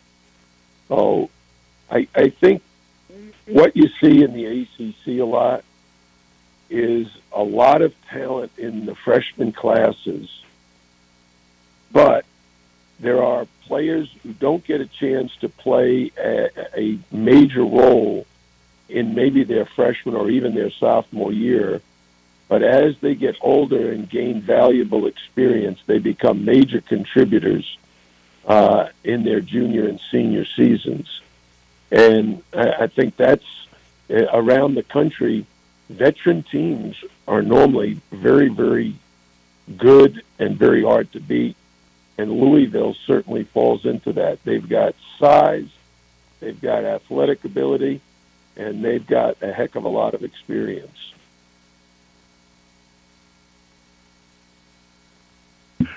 Okay, Coach, thanks for taking time being with us today, and we'll hear from you again next week. Okay. Thank you, Jim. We have with us now Duke head basketball coach Mike Krzyzewski, whose Blue Devils will be at Wake Forest on Tuesday, and the game shown on an ACC network with a 9 o'clock tip. Coach, as we do each week, we'll go right to questions from the media.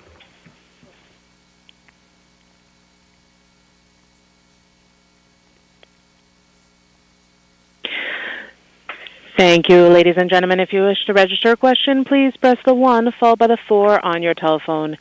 You will hear a 3-tone prompt to acknowledge your request.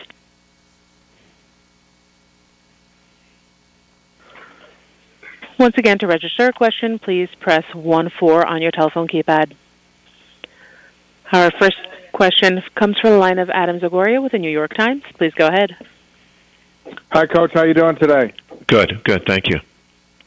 Coach, just to look ahead, I know you're coming up to the Garden to play St. John's in a game honoring Howard Garfinkel. I was just wondering if there was a particular story or anecdote you could share about your recollections of Garf for that game. And if I could try to squeeze in a second question, has your approach to recruiting have to change in recent years with a lot of kids being one and done and going to college, going to the NBA so early?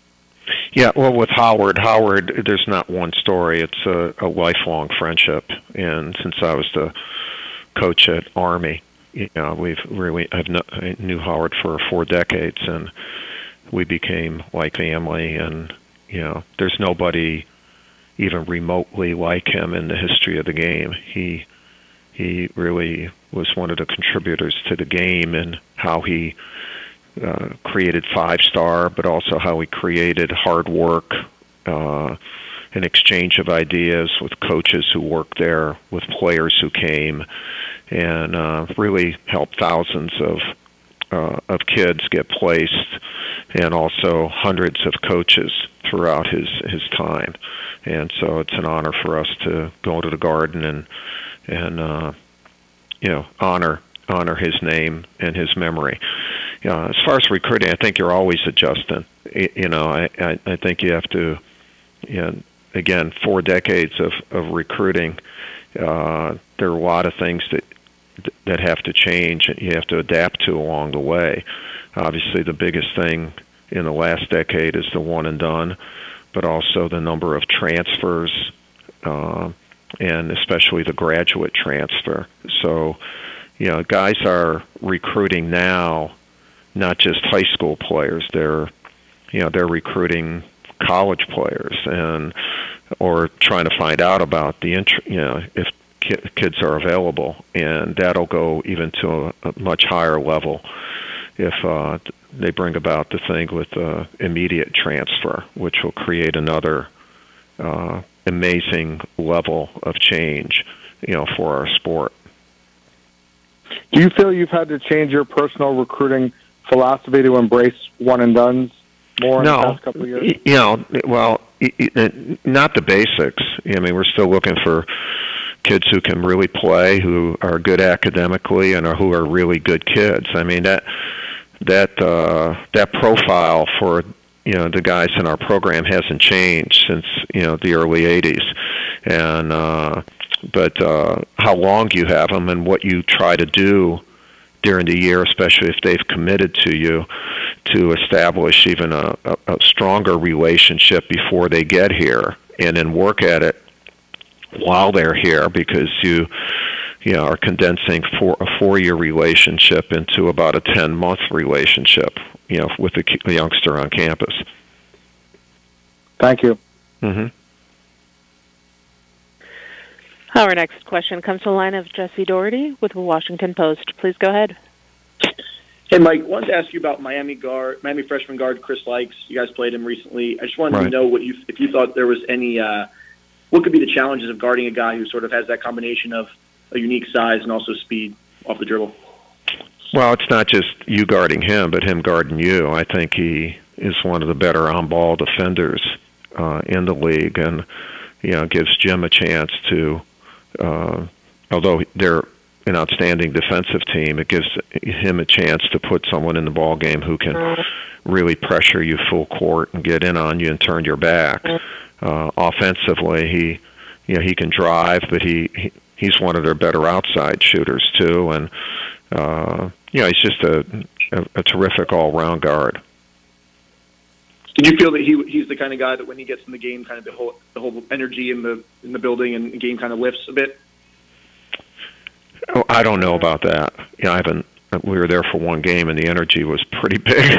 Whoever was on the court. I think that when you say something like that, you're taking away from the other kids, Brown and these other kids who give energy for their team. But I would say that people are excited. They were excited when he was in the game, and they played well when he was in the game. Our next question comes to the line of Jonathan Alexander with the News and Observer. Please go ahead. Hi, Coach. Hope you're doing well. Good. Yeah, thank you. I hope I can ask a couple questions. One, what do you think has been the biggest contributor, the biggest key to your success in recruiting? And I'll ask the second question after you finish this one. Well, we have a great product. I'm not saying we're the only ones who have a great product, but we have one of the great schools in the world, Duke University, and we have a global student body. It's more. It's a great student body, and then we've been good. We've produced really good players. Guys who've come in here with talent have gotten better, and we have a lot of pros, and we've had a lot of success. So we have quite a bit to talk about with a youngster, and pretty much a proven track record. And so I'm not saying we're the only ones to do that, but we're one of them. And so we should be able to recruit good players. And my other question is, after the Boston College loss, you said that your players have to develop habits. How would you assess where your players are at right now in doing that? Yeah, good. Much better place because we've the injury. Obviously, the injury to Marquise has hurt us, and Javin, but Javin came back. But our guys are are have a base now, a really good base, both offensively and defensively, and we're looking to get better. We're trying to get better and add to the good habits that we have. Other things that we want to do. But the kids have worked real hard. We've practiced hard, and they want to learn, and they're putting the time and effort, and they have great attitudes in wanting to learn. Our next question comes from the line of Sam Evers with the Rocky Mount Telegram. Please go ahead. Hey, Coach. Just real quick, wondering if I could just get maybe your kind of first impressions and thoughts just on Zion and what he's like. I'm not going to make mention of that right now until Okay. You're not allowed to do that until you get. He's not signed, and Gotcha. Yeah, right. All right. Sorry about that. And then just the next question, I guess, is obviously Wake Forest coming up, and then Virginia. How important is it for you guys, and is it ever tough to kind of just focus on the game ahead of you instead of the big one that's on Saturday?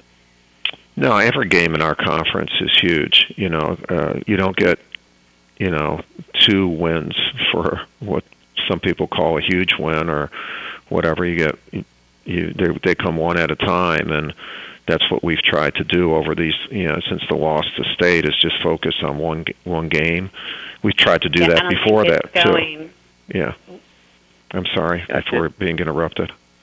But we think every game is a big game, and because it is. Gotcha. Thanks, Coach. Mm-hmm. You're welcome.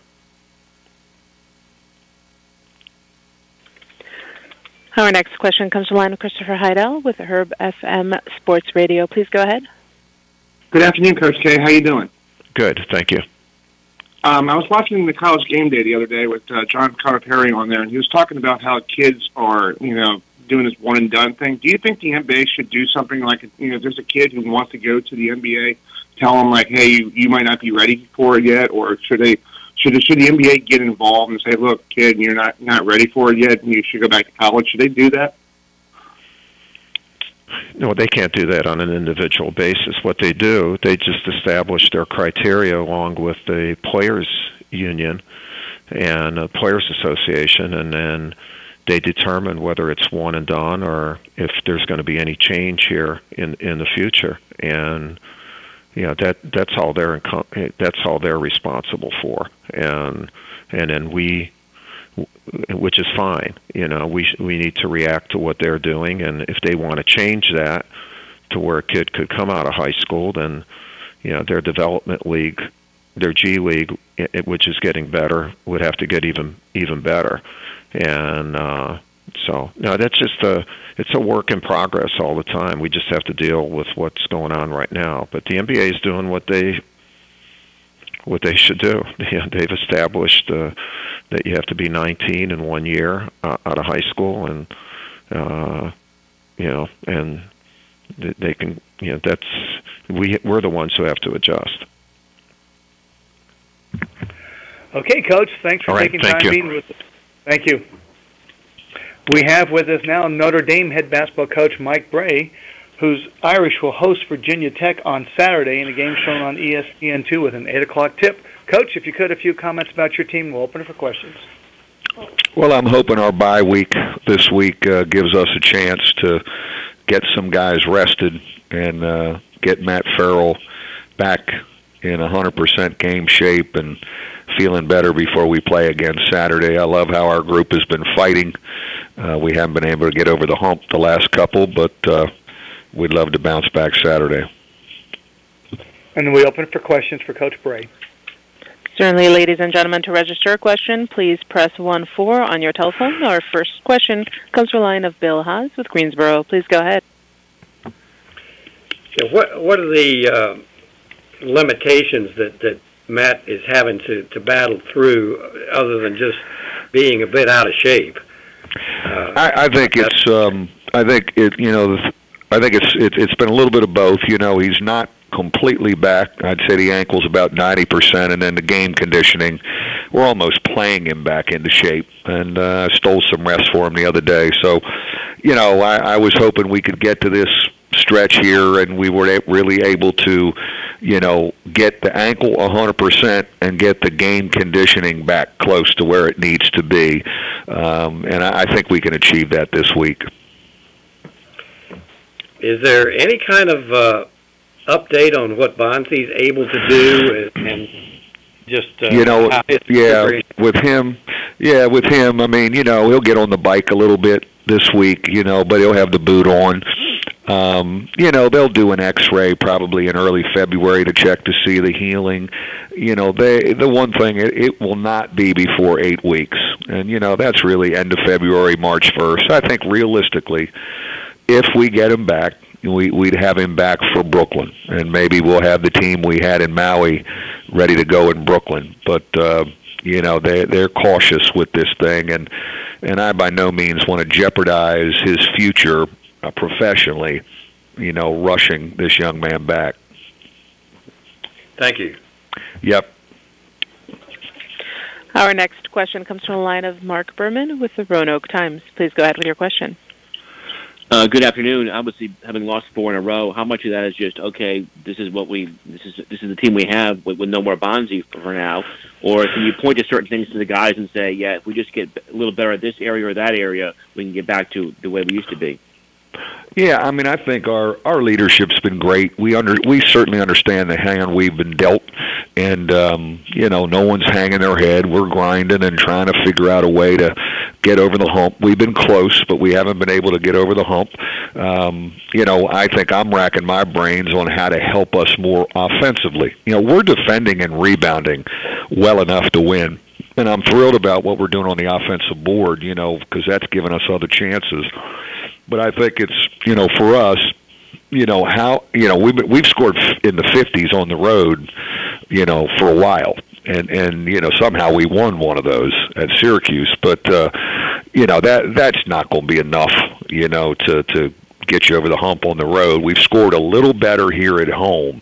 But, I'm just trying to see how do we help us. How can I help us offensively? Now, some other guys have to step up and score. I think it's positive what Johnny Mooney has been doing lately. I mean, he gives us another score and stretch the floor guy and that type of thing. Does the offensive identity of this team now need to kind of still has not emerged yet, I guess, or is still yet to develop? Yeah, I would say maybe still kind of feeling it out. We take care of the ball, and our assist to turnover is good. We're good with the ball. We take care of it. It's are we throwing it to the post a little bit more to Martin Gebbin and letting him go to work because he's playing so well, and we need something down there. We got to try something, and he makes free throws. We're playing 2 big guys a lot more, so screening off the ball to help our perimeter guys is something we've tried to stress. When it comes down to it, Matt Farrell kind of makes us go. Him doing stuff off a ball screen, making a play, we got to get him 100% to have a chance to, win league games. Thank you. Yep. Our next question comes from the line of Christopher Heidel with Herb FM Sports Radio. Please go ahead. Hey, good afternoon, Mike. How you doing? Good, partner. How are you? Doing great. Sorry about DJ Harvey getting injured. I feel like I jinxed the kid, after talking to him last week. So, how's he doing with that injury? Yeah, I mean, that's another body that you'd love to have, obviously, in Bonzi's absence. The bone bruise thing is 4 weeks, probably mid-February, maybe a little earlier. I think he's making progress, but it's still going to be a little while. But we certainly could use that body back because he was doing some really good things for us and getting confident. Yeah, and a follow-up question, what do you guys have to do during the bye week this week to get better, to get off this losing streak? Well, I think rest first, rest, and then some conditioning, especially for Matt Farrell, and a couple good days of practice. We probably need to scrimmage a bunch. We need to play. We need to get up and down, not too many drills, so guys can get into a little bit of a rhythm playing-wise and maybe a better offensive rhythm. Well, good luck this week in your bye week. Thank you. Any further questions for Coach Brey? Okay, Mike, thanks for taking time being with Thank us, you. and we'll hear from you in 2 weeks. And that concludes today's teleconference. Thank you for taking part. Ladies and gentlemen, that does conclude the conference call for today. We thank you all for your participation and ask that you please disconnect your lines.